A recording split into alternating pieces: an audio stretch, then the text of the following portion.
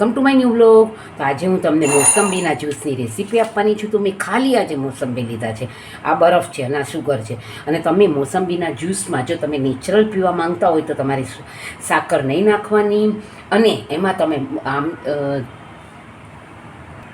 તમે થોડુંક જલજીરાનો મસાલો અથવા તમે સંચળ પાવડર પણ નાખી શકો છો. તેનાથી સ્વાદ વધારે સરસ આવે છે, વધારે સારો આવે છે. પરંતુ અમારે સ્વીટ પીવો છે એટલે માટે, અને તમે નેચરલ પણ પી શકો છો. એટલે મેં આ મોસંબી લઈ લીધા છે.